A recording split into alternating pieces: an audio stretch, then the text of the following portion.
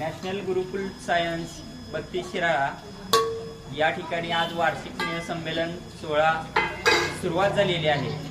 या ठिकाणी आमच्या शाळेतील विद्यार्थ्यांनी आठवडी बाजार भरवलेला आहे। या आठवडी बाजारामध्ये अनेक प्रकारच्या भाज्या, भेळ, खाद्यपदार्थ आणि घरगुती बनवलेले ताक असतील, दुधापासून बनवलेले पदार्थ असतील किंवा लस्सी असेल किंवा बिर्याणी असेल, असे अनेक घरामध्ये बनवलेले पदार्थ किंवा ज्या भाज्या आहेत त्या स्वतःच्या शेतामधल्या आहेत, आईवडिलांनी पिकवलेल्या भाज्या आहेत, त्या विकण्यासाठी आज या ठिकाणी या मुलांनी आठवडी बाजार भरवलेला आहे।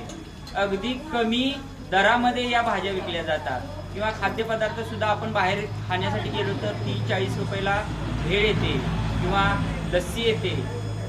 यातून आपले थोडे पैसे बचत होतील या उद्देशाने या विद्यार्थ्यांनी शाळेमध्ये भाज्या विकण्यासाठी आणलेल्या आहेत आणि या कमी दरामध्ये विकलेल्या आहेत। भेळ घेतली, त्या भेळीची किंमत सुद्धा 20 रुपये आहे। खारे शेंगदाणे जे आपल्याला बाहेर 10-15 रुपयाला मिळतात ते आमच्या विद्यार्थ्यांनी 5 रुपयाला विकलेले आहेत। बाहेर आपण ताक प्यायला गेलो तर ते 20 रुपयाला मिळतं, पण आमच्या शाळेतील विद्यार्थ्यांनी ते 5 रुपयाला लावलेले आहेत। अशा प्रकारचे अनेक खाद्यपदार्थ असतील किंवा जे शरीराला उपयुक्त खाद्यपदार्थ असतील, अशा प्रकारचा आज आठवडी बाजार या विद्यार्थ्यांनी भरवलेला आहे। या सर्व विद्यार्थ्यांचं आमच्या शाळेतर्फे आणि शिक्षकांच्या तर्फे खूप खूप अभिनंदन। याचा उद्देश सांगा सर, उद्देश सांगा की नफा तोटा असंच त्यांना प्रगती लाभो।